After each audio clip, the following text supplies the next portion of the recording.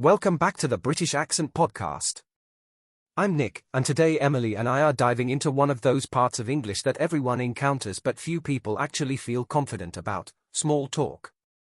You know, those little conversations that happen at work, at school, at the cafe, or even when you bump into someone you know on the street.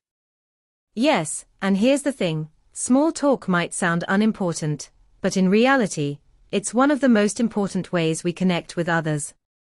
It's how we break the ice, how we show friendliness, and how we build relationships. But the tricky part, for many English learners, is that what people really say in small talk isn't always what's in textbooks. Exactly. Textbooks often give you very formal examples, but in real life, people keep it short, casual, and often repeat the same patterns again and again. Things like, "How's it going? Not too bad, can't complain," or even just, "Hey, what's up?" Those phrases might not carry deep meaning, but they carry a lot of social value. And that's what we want to explore in this episode: what small talk in English actually sounds like, why it matters, and how you can feel more natural when joining in. We'll also share some tips so that you don't feel awkward when the conversation feels a little too short, or when you don't know what to say next. So, grab a cup of tea or coffee, and let's get into the real world of small talk in English, what people actually say, and how you can join in with confidence. Let's start with greetings, because small talk often begins there. Now, in textbooks you might see "Hello, how are you?" and "I'm fine, thank you, and you?" But in reality, native speakers rarely say it that way. Instead, you'll hear "Hey, how's it going?" or "You all right?" And the responses aren't usually long. People just say "not bad," "pretty good," or even just "yeah, good, thanks." Right, and sometimes the answer doesn't really matter, it's more about the rhythm of social connection. Like if someone says, "Hey, what's up?" you don't actually list everything happening in your life. You usually just say, "Not much," or "just chilling," or "same old." It's not about the words, it's about showing you're open to a quick, friendly exchange. Another classic example is the weather. People often joke that British people love talking about the weather, and it's true. If you're stuck and you don't know what to say, making a comment like "lovely day today, isn't it?" or "bit chilly out there" is completely normal. And the expected response is something equally short like "yeah, it is," or "tell me about it." Exactly. And you know, one of the mistakes learners make is overthinking, trying to make small talk deeper than it needs to be. The goal isn't to impress people with your vocabulary, but just to share a moment of friendliness. So even if you keep repeating phrases like "yeah, not bad, pretty good," or "busy day," you're still doing it right. And then there's workplace small talk. Things like "how was your weekend?" or "got any plans for the holiday?" That's super common, and again, you don't need to give your full life story. A short response like "it was nice, thanks, just relaxed" is totally enough. Same thing when people say, "see you later," or "take care." They don't expect a creative reply, you just mirror it back. That's one of the hidden rules of small talk, sometimes it's more about the pattern than the content. Yes, let's dive into some real-life situations. Imagine you're at a cafe, and you see someone you kind of know, maybe a classmate, or a co-worker. You don't want to sit in silence, so you might say, "Hey, do you come here often?" or "what do you usually order here?" It's light, it's casual, and it invites a short response. And you'll notice that native speakers often ask questions that don't need deep answers. It's not like they really want to know your life story, they are just opening a door to keep the conversation flowing. So if someone says, "busy day," you can just say, "yeah, a bit." You? That's it. You don't need to explain your schedule in detail. Another setting is when you bump into a neighbor or someone in your building. Small talk there is often about the immediate environment. For example, "the elevator's been slow today," or "the new shop down the street looks nice." It's a way to acknowledge the other person and create a little connection.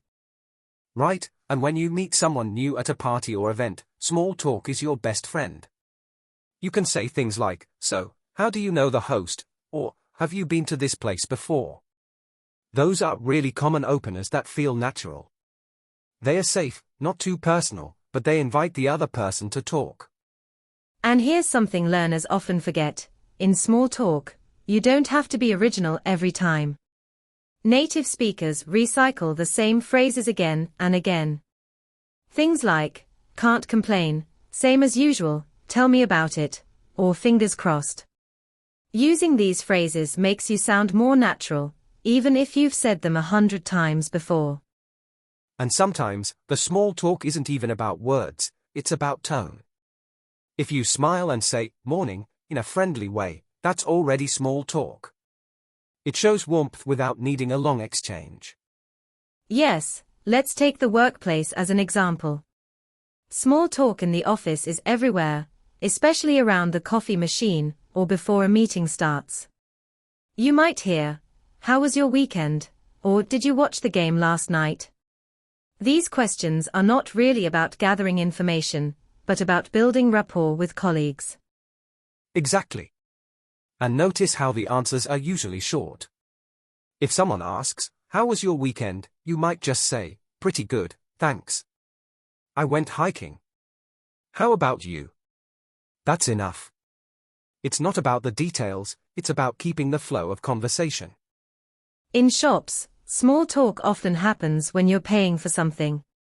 A cashier might say, busy day so far, or how's it going? You don't need to share your whole life, just a simple, not bad, thanks, or yeah, keeping busy, works perfectly. And when you meet complete strangers, small talk is often about the immediate situation. For example, in a long line at the supermarket, people might say, this line's moving so slowly, or it's really crowded today. It's a shared observation, something both people can relate to instantly. That's such a good point. Shared experiences make the easiest small talk starters. Whether it's the weather, traffic, or even how long the coffee order is taking, these are universal topics. You don't need to know someone well to connect over them. And once you get used to these patterns, small talk feels less like a test and more like a routine. It's just part of the rhythm of daily life in English. Social gatherings are probably where small talk shines the most. Imagine you're at a party, you don't really know many people, and someone introduces you. A really common opener is, so, how do you know the host? It's simple, but it immediately gives you a topic to expand on. Yes, and if you don't know the host well, you can pivot to other universal topics, like food or music. Saying something like, this food is really good, have you tried the appetizers? I love this playlist, do you know the song?